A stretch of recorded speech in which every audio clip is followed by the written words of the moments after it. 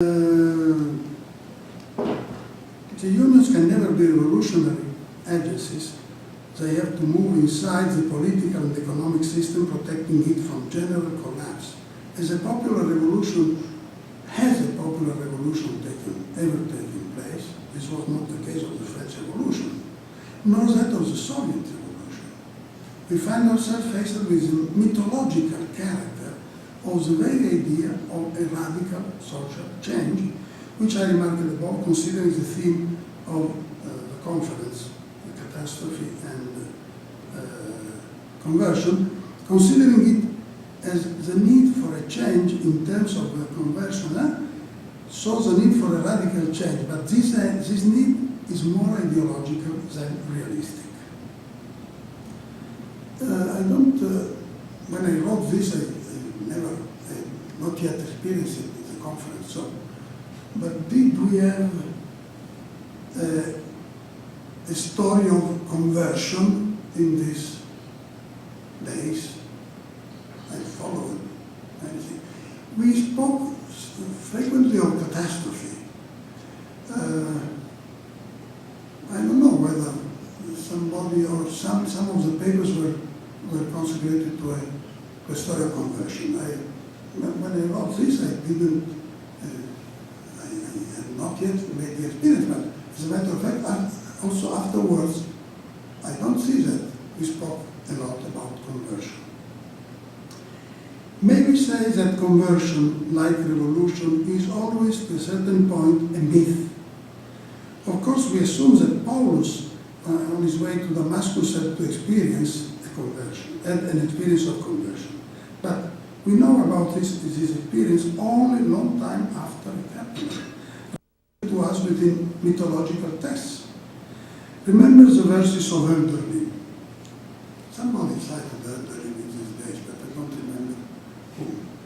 Nur zu Zeiten erträgt göttliche Fülle der Mensch, Traum von ihnen ist drauf das Leben. Homemade translation. Only at times man experiences divine plenitude. Life thereafter is a dream of them.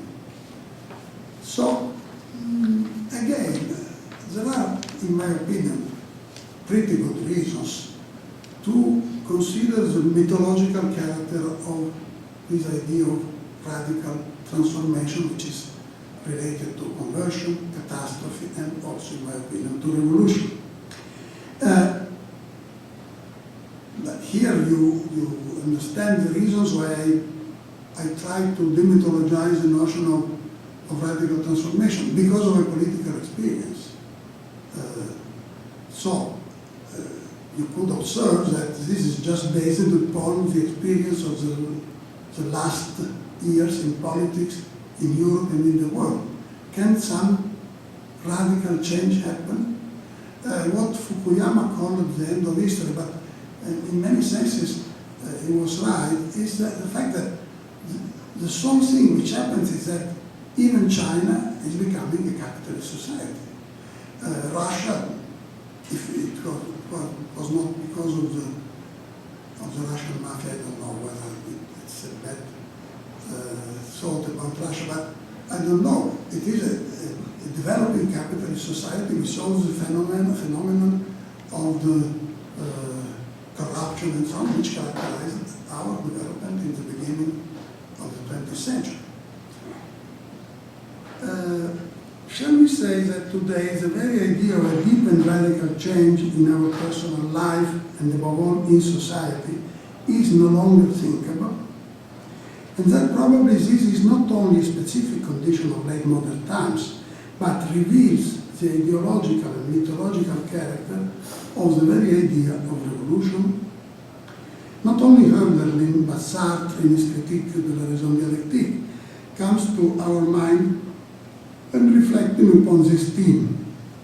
The authentic moment of the revolution is for him just the moment of the group en fusion, group in its fusion, a sort of experience of göttliche Fülle, of divine plenitude, which gives place very soon to the reconstitution of bureaucratic distinctions and to the birth of a new dominant class. It is difficult to say that Heidegger, in his reflection on the end of metaphysics and the problem of its overcoming, had in mind also these questions. Also, it is possible to attribute to him this sort of interest. It is impossible to attribute to him. It is nevertheless true that what he had in mind when speaking of the end of metaphysics was also a general social and political change in his world, in our world. It is very likely that after his unhappy adventure with Hitler's Nazism, he did not want to mix up his philosophy with political situations, and therefore did not go into the direction I am taking here. But on the pure basis of his texts, it is very reasonable to propose an interpretation of the idea of Verwindung, to which I am coming, acceptance, resignation, and also distortion, as in many cases of the use of the prefix fair, which considers its social, even psychological and political implications. Let me summarize. I wanted to do it, but I'm very much that it came to my mind when writing. Let me summarize the main lines of my proposal. I assume that the very idea of entitling this conference to conversion and catastrophe expresses both the need for radical change and the consciousness of its highly problematic possibility. My view is that this latter is related to the accelerated unification of contemporary world under the parallel powers of imperialism, economic globalization, and technology. All these factors are responsible for the lack of an authentic event in our world. This lack of event is not only expressed by the philosophy of Heidegger, where, as you may remember, being is Ereignis, or event, but also by the tension of thinkers like Levinas or Derrida towards the otherness and the new and unexpected. Derrida, in all his works, and especially the late ones, was expressing this tension towards the non-expected. If something is expected, doesn't deserve any attention because it is just exactly a development, a routine, and so on.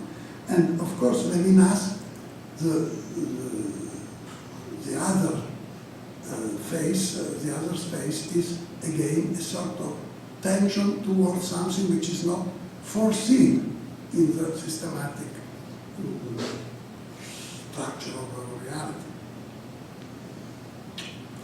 Or think again to another American thinker I am very strongly related to, Richard Rorty, when he spoke of hermeneutics in the terms of the abnormal science defined by Thomas Kuhn, something which is radical change of paradigm again. It's a sort of course, Rorty had a great respect for the normal science, but he didn't engage in a great discussion. He expected, he was interested in the other paradigms, not only in science, but also in the worldview and so on. Recalling Heidegger's notion of the end of metaphysics offers us also an hypothesis for the way out of this final condition.